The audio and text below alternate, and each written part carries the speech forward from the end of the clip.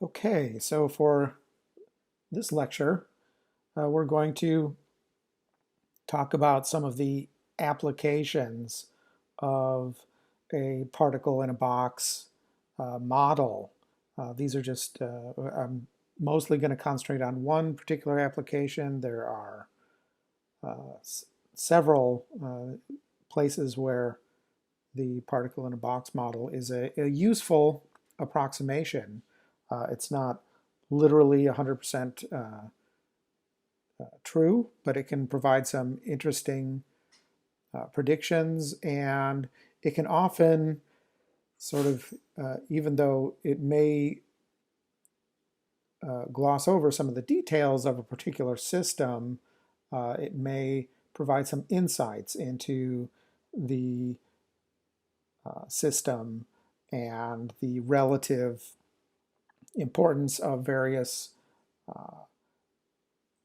sort of forces or trends. I can make predictions of trends. Let's look at some model systems. Here's a molecule, and I would like you to consider what this molecule is. You may have seen this molecule before, and in an OChem course, it's a pi-conjugated molecule. So it has alternating single and double bonds. It has this little cis kink in the molecule. So it's mostly a trans conjugated molecule, but there's a double bond there that is cis, and this is in the human body or in a lot of mammalian bodies, and this molecule is called, if you haven't, I'm gonna tell you, here's the big reveal, it's cis-retinal. Okay, and then I'd like you to ask yourself, what is this molecule involved in? And apologies if I may have missed this or that functional group. Hopefully I got it mostly right. I certainly encourage you to look it up and double check. But yeah, this is cis-retinal, and as you may have guessed based on the name of it, it is in your retina, and it is involved in vision. Another thing that you can think about this is it's a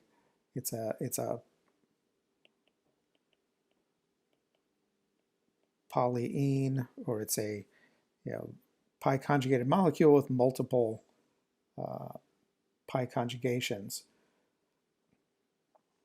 and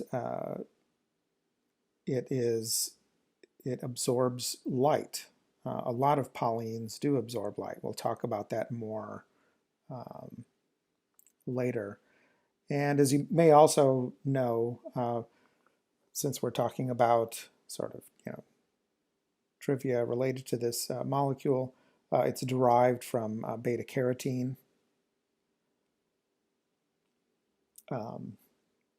And beta carotene is a molecule that absorbs light, right? It gives you the orange color in carrots, and it's a vitamin. And lack of beta carotene results in illnesses, including night blindness. So it's needed for vision, and it's a precursor to this cis-retinal. And one thing you may have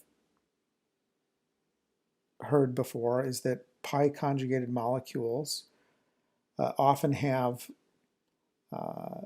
first of all, there can be stabilization, there can be sort of aromaticity in cyclic pi-conjugated molecules like benzene. Um, and so there's a relationship between these double bonds and the number of them and the sort of the overall total energy of the system, in that benzene is known to be stable relative to other molecules that have similar components, similar number of hydrogens and carbons. And what else can I say? So there's an energetic effect that has to do with pi conjugation, and so pi conjugated molecules often have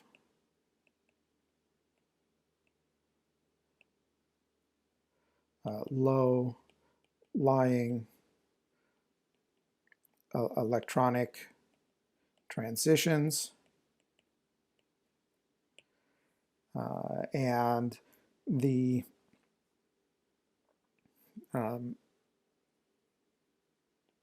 there's often a pi molecular orbital, and the transition from pi to a pi star excited MO, the difference in energy between those is relatively small. And we'll look in more detail at pi molecular orbitals from a molecular orbital standpoint later in the course. Now we're going to use 1D box to approximate them. But one of the these transitions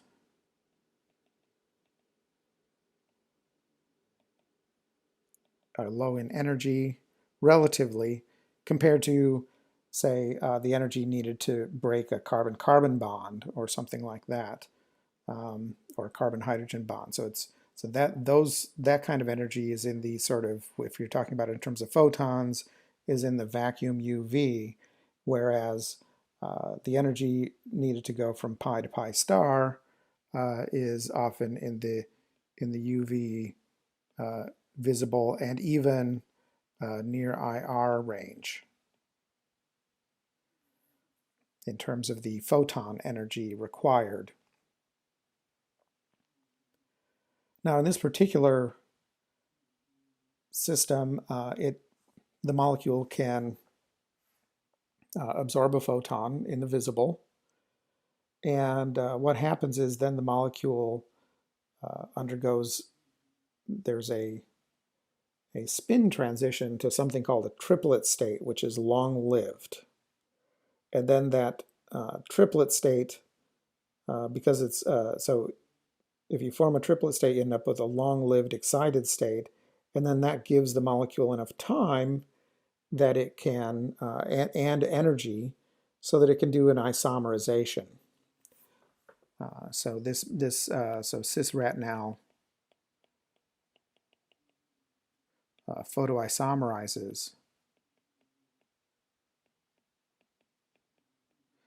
And it's really one of the sort of basic systems that one might look at, or in general, these kinds of cis-trans photoisomerizations is one of the sort of basic systems that underlies the field of photochemistry, which is a very interesting field involved in things like photocopiers and laser printers and photography and things like photovoltaic cells based on molecules. So all of this is kind of photochemistry, as well as things like biological photochemistry involved with. This is a very big and interesting field, and something that I'm involved in. So let's. So there's this photoisomerization, and the process is interesting. There's a spin flip, and it goes into a phosphorescent state, which is long-lived, and then there's isomerization. Once you switch from cis to all trans retinal, then the molecule binds to some protein in the eye, in a rod and cone cells, and starts a cascade, which ultimately ends up in neurons being fired and the and vision. Okay, so that's one kind of molecule that has pi electrons. And the other thing is, if we look at this molecule, there's something that you may have run across again when you were studying benzene, things like that in OChem, was this notion that there are these resonance structures and that the electrons are sort of spread out in these pi-conjugated systems, whether it's a sort of chain like this or a cyclic system.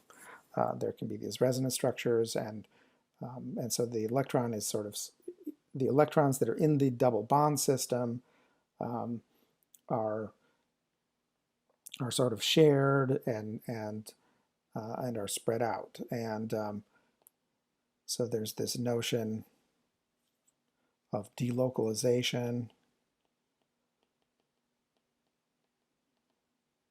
and or resonance structures.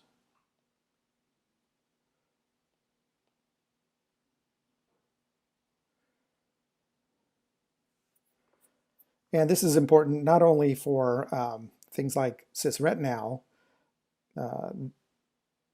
There are other pi-conjugated systems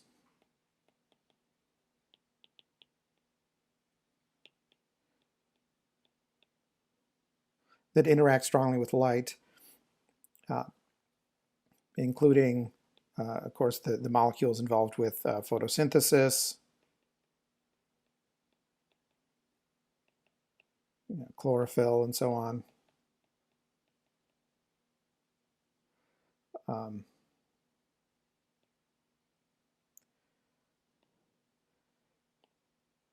Things called organic semiconductors or polymer semiconductors. These were sort of a curiosity for many, many years. They were first observed in the 1960s, but within the last decade or so, they've actually ended up in products that you can buy, like AMOLED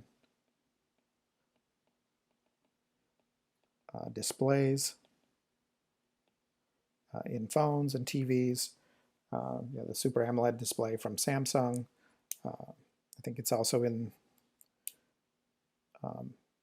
the higher end 2020 iPhones as well as most of the Samsung phones, the nicer ones. Yeah, it's a efficient and lightweight, thin light-emitting display, and these have pi-conjugated electrons in them. And so we're going to talk about using, so I wanted to talk a little bit about some systems that involve pi-conjugated electrons and the notion that there's this delocalization or resonance structure.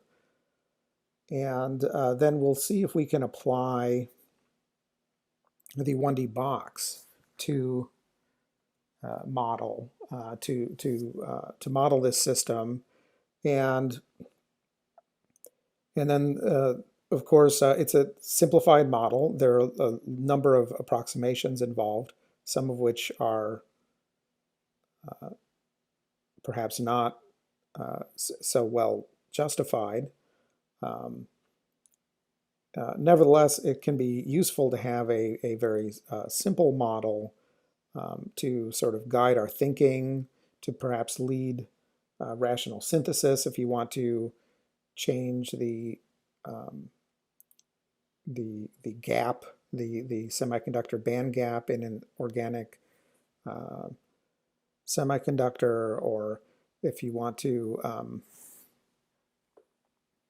change also synthetic dyes, are another case of pi-conjugated systems. A lot of the synthetic dyes are pi-conjugated molecules.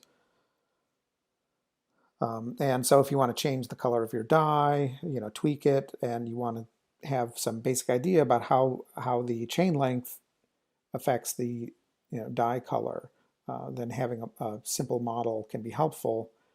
And perhaps more importantly, it can give us a test bed for sort of trying to understand what are the main drivers for changing the electronic properties in these systems. And another reason why it's good to have a very simple model, so that, and as well as more complex models. So you might wonder, well, why not just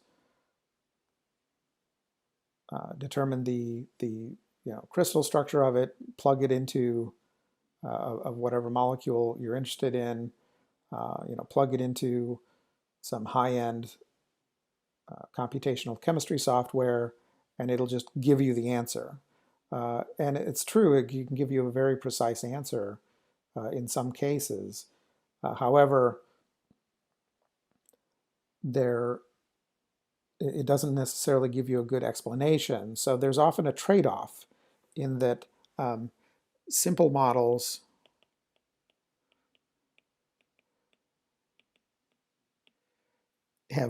often have more explanatory power.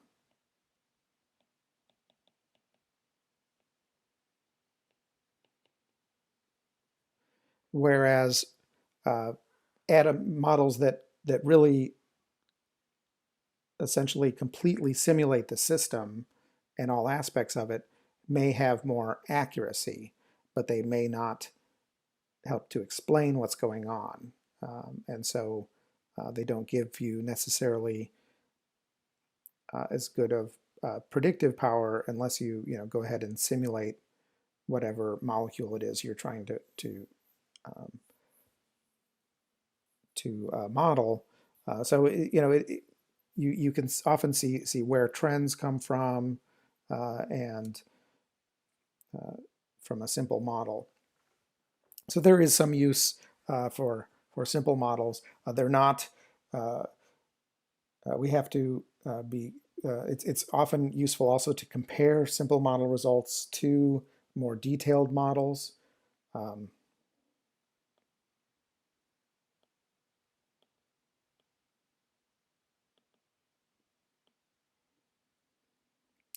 And often that comparison, you can look at the features of the two models, compare and contrast, and look at the results of the two models, compare and contrast, and you can start to develop some hypotheses about what is it about the more complete model that that it includes that the simpler model doesn't,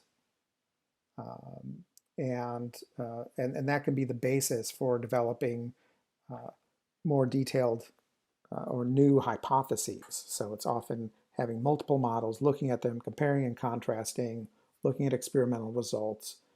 This is the sort of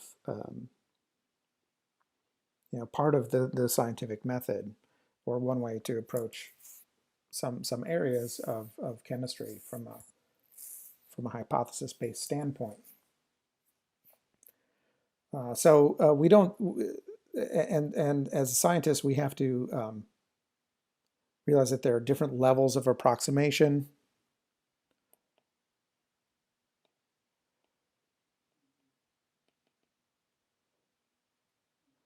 And that truth is kind of a, in a scientific sense, is not a on-off, yes, no, true, false kind of system. That there are sort of levels of truth, and you see that in your other chemistry courses. And as we progress, hopefully we discard perhaps, or we at least gain some familiarity with more nuanced, more detailed models, and we can compare and contrast them and use that to inform our chemical intuition. So I think a lot of students, or some students, tend to sort of look at very approximate models, things like ideal gas law, as a student who's sort of immature scientifically might think that they're lies. And they're not. They're just different degrees of truth, right? And it requires some judgment and some experience to sort of determine, to get a feel for when you can reasonably apply this or that model in this or that circumstance. And going for the most complex model or the best experimental results isn't necessarily always the best answer for a given problem. It's good to have a varied toolbox. All right, so let's move on. So enough preliminaries here. What else do I want to say though? Let me just double check. So we want to have a simple model, and the other thing, but there are some issues. It is tricky to model. You have to sort of keep track of things, keep track of what's really true, what you're pretending is true, and properly mapping your simple model onto a more complex system can be a challenging process. So you kind of have to pay attention and think carefully about the physical system that you're trying to approximate. So the basic idea here is that we're going to use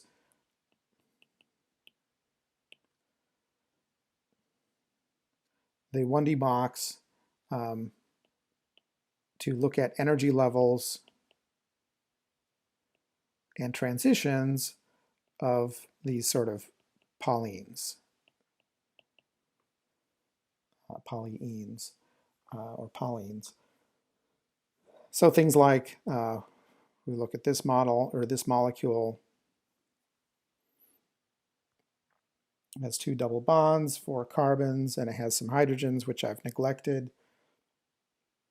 And that is 1,3-butadiene.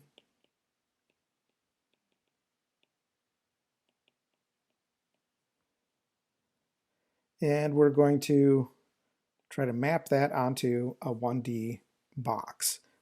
Now, not every aspect of the molecule is going to be represented in this box, right? That's part of the abstraction process.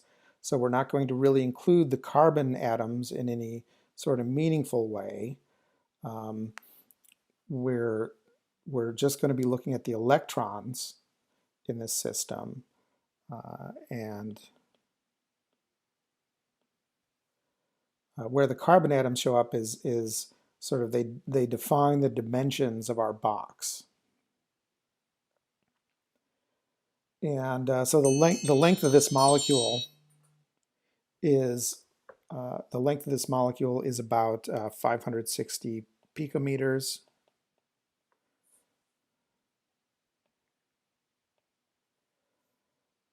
And we know from the UV vis absorption spectrum that the wavelength where this molecule absorbs light, and it's believed that this absorption takes you from excites some of the electrons in the double bonded in the pi system and excites them to a pi star system. That transition is at about 217 nanometers. Okay, and that corresponds to an energy energy of the photon is hc over lambda. Energy plug-in either convert nanometers to meters and then use h in joule seconds and c in meters per second, c is the speed of light, you end up with 9.15 times 10 to the 19 joules per molecule or per photon.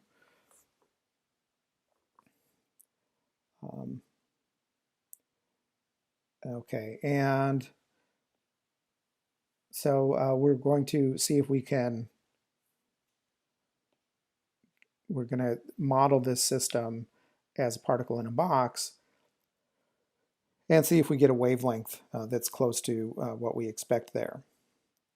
The other thing, there are some other features though that we have to take into account. So we're going to start with assume, we'll try to enumerate our assumptions, and that may help us. We're going to assume the box length is 560 picometers, and we're going to assume that electrons are in the box, and that that this delocalization corresponds to electrons are rattling around back inside this box that's set up by the carbon atom. So we're sort of ignoring the details of the pi orbitals. We're ignoring the details of this. We know that the hydrogen atoms and the carbon atoms, they have other electrons. They have their electrons in the sigma bonding orbitals. We're going to assume that those sort of don't matter, whether they matter in a way that we can deal with later, and that we're really just sort of concentrating on these pi electrons. And so we're going to assume, of course, based on our knowledge of organic chemistry, we know that each single bond has 2 electrons in it. So a double bond has 4 electrons in it, and 2 of which are in the sort of pi system, 2 of which are part of that double bond, the second bond. And we're going to sort of ignore the sigma bonds. We're going to ignore the 1s orbitals of the hydrogen atoms. We're going to ignore the 1s orbitals of the carbon. Those are just going to be sort of spectators, right? Sort of like if you have some chemical reaction and you got some sodium chloride around, but it's not doing anything, right? It's a spectator. It's around. It's sort of maybe affecting the overall system in some way, but you can sometimes ignore it temporarily if you're focusing on some particular aspect of the system. So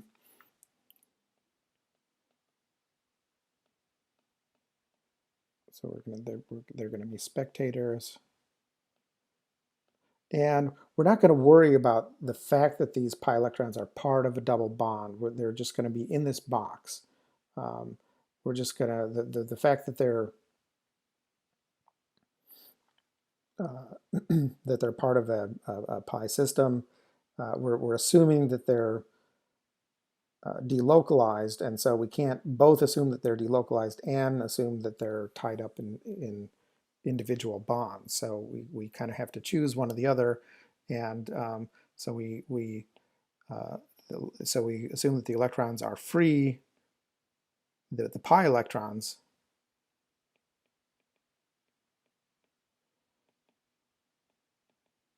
inside the box. And but we're still going to, they're still electrons, and so they're going to be subject to some sort of Aufbau type principle, so that there are 2 electrons per particle in a box energy level. We can't just plop all of our electrons into the lowest 1D box level because of the Pauli exclusion principle, which says that we have each energy level, you can have 2 electrons in it.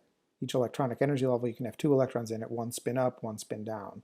And then, this is basically following the Aufbau type principle,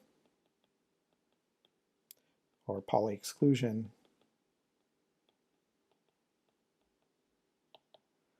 Okay, so those are, the other thing is, so we're going to have electrons free inside the box. So that's going to mean when we set things up, we've got this box, its length is 560 picometers, and we've got actually 4 electrons in this system for the case of 1,3-butadiene.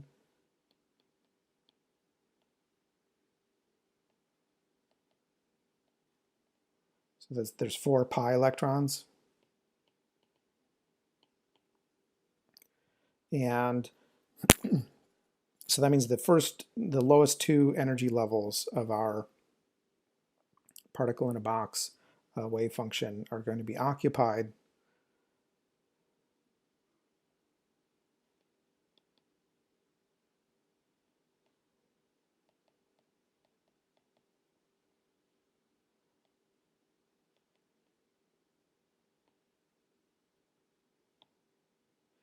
And our highest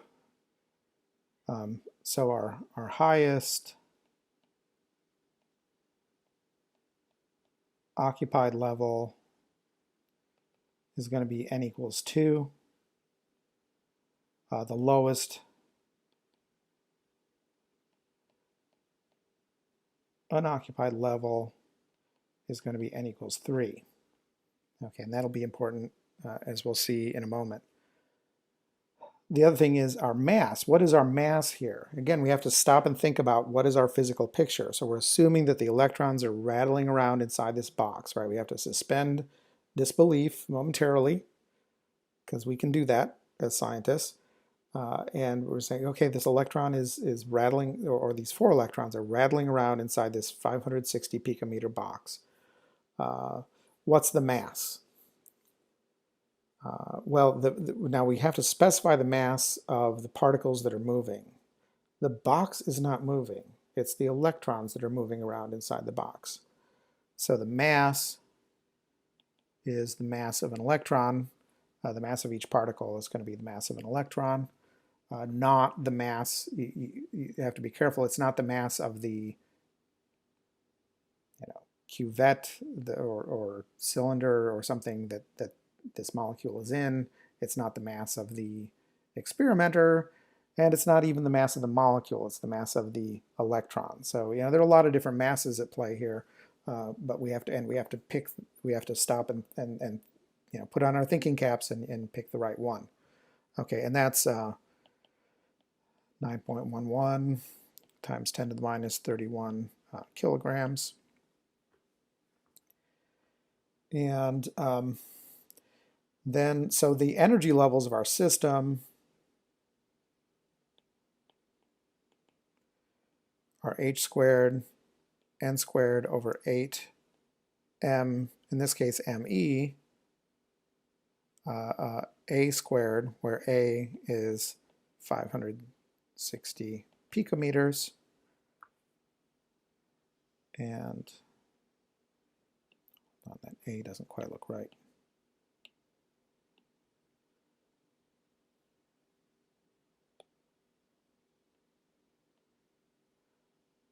Okay. So we won't plug all of our numbers in yet. There's a little bit of algebra that we probably want to do first. And so let's define something that we'll call epsilon. We'll call that h squared over 8 times the mass of an electron times a squared. So we can kind of put all of these constants into, replace them with one simple constant. Then the energy of our n equals 1 state is going to be epsilon. The energy of our n equals 2 state is 4 epsilon, and the energy of the n equals 3 state is 9 epsilon. Okay, then we get to our energy level diagram. This is important. This is an energy level diagram. We use, as I stated previously, we use a short line to sort of indicate where the energy levels are. Let's put the first 3. This is n equals 1, n equals 2, right? These are quantized energy levels because of quantum mechanics. Okay, and then now we have to take into account the occupancy of the system. Right, we've got 4 of these pi electrons, and so we put them in these energy levels.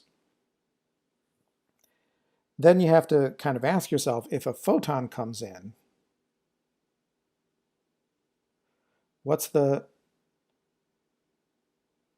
h nu or hc over lambda, what's the lowest energy transition in this system? Well, you can't go from n equals 1 to n equals 2 because there's no available empty state. So that transition's not allowed.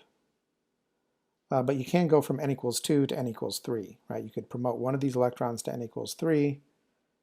And so based on looking at this energy level diagram, that's going to be energy of the photon is going to be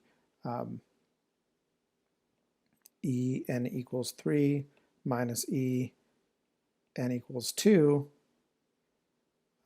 equals 9 epsilon minus 4 epsilon is 5 epsilon.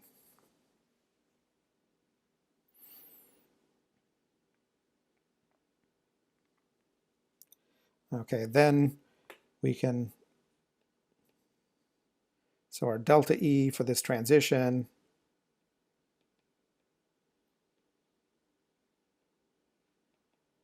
is going to be equal to hc over lambda, because we're exciting it with a photon. So we're interested in the photon that corresponds to this energy difference, and it's going to be given by h squared over 8 times the mass of an electron times a squared, where that's 560 picometers, convert to meters, and it's going to be 3 squared minus 2 squared, or which ends up being 9 minus 4 equals 5. And then we can plug in all our numbers and rearrange and get lambda. And you should get, I urge you to work through the calculation on scratch paper, and we get lambda is 207 nanometers. So how have we done? Okay, so here's another tricky aspect of modeling. You come up with a model system, you set up some rules where you map your model system onto what you know about the real system. You pick some aspects of the problem to ignore, and other aspects you hope contain the most important physics. And hopefully we've done okay here in that probably this photon isn't going to interact directly with the carbon atoms, and so there's a lot of things there are a lot of maybe fortuitous cancellations about looking at something like a UV-Vis spectrum. Anything that involves the interaction of these pi electrons with the carbon atoms directly, things like ionization energy, that's going to affect all of these levels similarly. And so there's going to be a cancellation of those kinds of effects, hopefully. So anyway, we get our answer, and it's 207 nanometers. And then we compare to our experimental result. And I said up at the top that the experimental result is about, it varies depending on the source that you look at, but it's roughly 217 nanometers. Okay, so have we succeeded or have we failed? Again, you could look at this in a very sort of rigid accounting sort of way and say, well, they're not exactly the same number, so you have failed. But as physicists, we often are, or part-time physicists, or ones that are using a little physics in our work, we can deal with some inaccuracy. So it's good to look at the relative accuracy of this. So it's 10 nanometers off out of 200 nanometers. Maybe that's not the right, it is probably better to look at it in terms of the energy units, but roughly speaking. So we're maybe 5% off. That's not bad for a for such a simple kind of drastic set of approximations. And you can, but maybe it's a fluke, and so it'd be good to look at some other pi-conjugated molecules, like if you did the 135 hexatriene, or larger molecules, and compared to the wavelength, the predicted wavelength versus the experimental wavelength. Then you start to get a better feel for how successful your model is.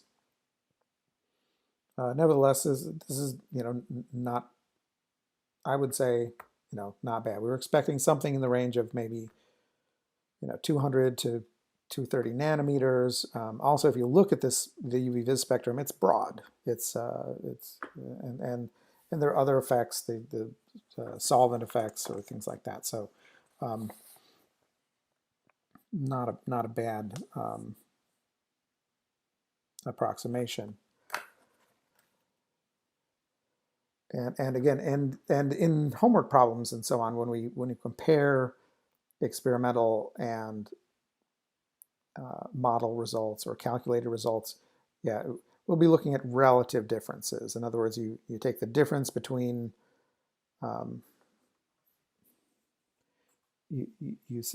they're rarely going to be exactly the same. And the question is, are they significantly different? Are they or has the model failed?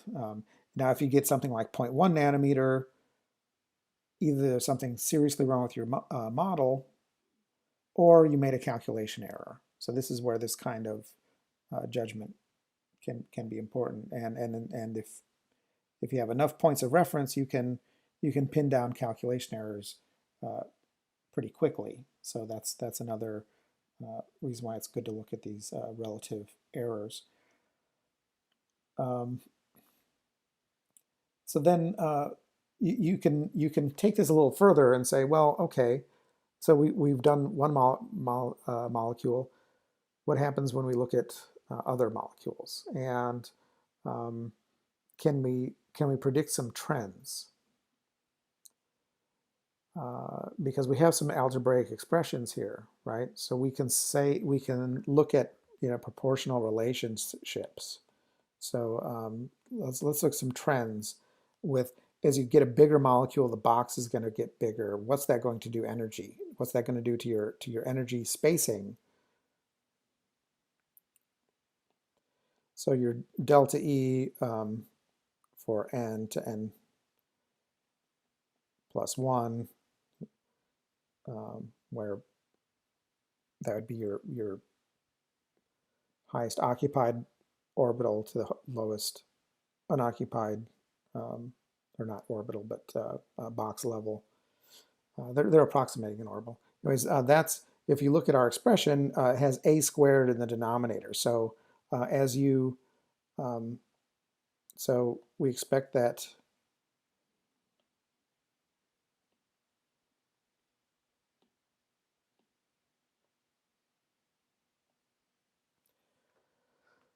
So we expect that the energy level spacing is going to get between the highest occupied level and the lowest unoccupied level is going to get smaller as we put, as if we went to, say, hexatriene or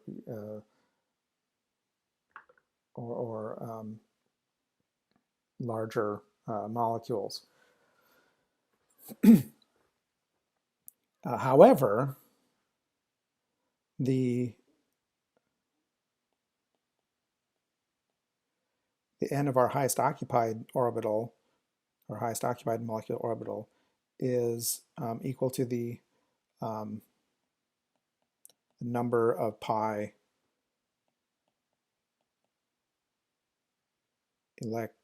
electrons divided by 2. And that is going to, and we know that as n goes up, the spacing between energy levels go up. And you can actually do a little algebra and find that delta E for n to n plus 1 is proportional to, so I'm using this proportional to symbol. Hold on.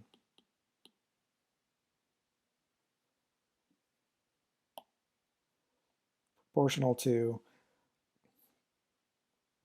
2n plus 1. Okay, and in that if you have, say, in the butadiene case, you have the highest occupied level is n equals 2, and so delta E for going from n equals 2 to n equals 3 is going to be proportional to 2 times 2 plus 1, so 5. And yeah, that's what we saw before, right? The energy difference was 5. And if we went from n equals 3 to n equals 4, that transition would be 7 would be the difference. It would be proportional to that. So we have these two countervailing forces, right? One tells us that the energy spacing goes up as the system gets larger, as we put more electrons into the system, by increasing our chain length. And the other trend says that the size of the box gets bigger, and so delta E is proportional to 1 over the size of the box squared. And so there's these two countervailing forces, and then the question is which one dominates. And of course the answer is the size of the box increases linearly with the number of electrons, but the delta E is going to get smaller as 1 over the size of the box squared. And meanwhile, the quantum number dependence, it gives you that 2n plus 1. Well, the squared wins, right? And so as at least at higher ends. So we expect that as the box gets bigger, if we go from butadiene to hexatriene and so on, we expect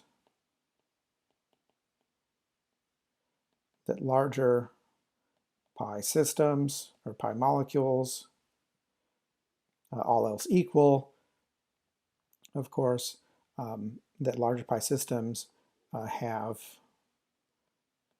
smaller transition energies.